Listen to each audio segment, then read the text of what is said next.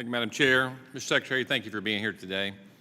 My time is short, so let me be real quick here. 2 years ago, during your first budget hearing, you responded to one of my questions by saying that as Secretary of HHS, you are in the business of creating more jobs and getting people the health care they need, end quote. As you know, our current system is complex, unaffordable for small businesses to offer health care. Do you support the previous administration's policy to allow small businesses to cover the premiums of their employees through individual coverage health reimbursement accounts, also known as ICHRAs?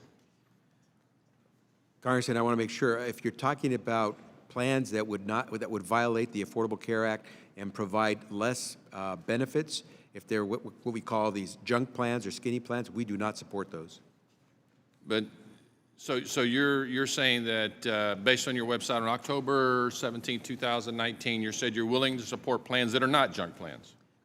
Correct. Plans that offer real benefits. They may have a low payment, but the reason they have a low payment is because when you really need to use them, they offer you very little coverage for the services you will use, and you are stuck with the bill for the high coverage of those particular benefits. So just so I'm clear, and you and I are clear, you're willing to work with us on ICHRAs as long as they're not so-called junk plans?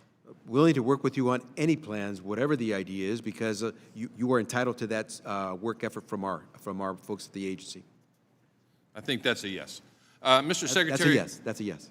Mr. Secretary, since the Bipartisan Orphan Drug Act was enacted into law 40 years ago, rare disease and cancer patients have benefited from the development of over 600 new treatments. This is tremendous achievement, though there's more work to be done. More than 30 million Americans across this country are living with a rare disease or disorder, and too many patients living with rare diseases and cancer still have no treatments available to them. Some of you may have family members with a rare disease, so you know the pain they face every day and the hope they have in spite of everything. I have a sister who passed away from spina bifida and another sister and her daughter living with spina bifida. Unfortunately, the Democrats' so-called Inflation Reduction Act threatens the continued success of the Orphan Drug Act. Specifically, it does not protect therapies that treat 2 or more orphan diseases from the law's price-setting scheme. As a result, we already know of 2 companies that have cited the IRA as a reason not to continue rare disease drug development. It's sad this budget proposes to expand those harmful policies further.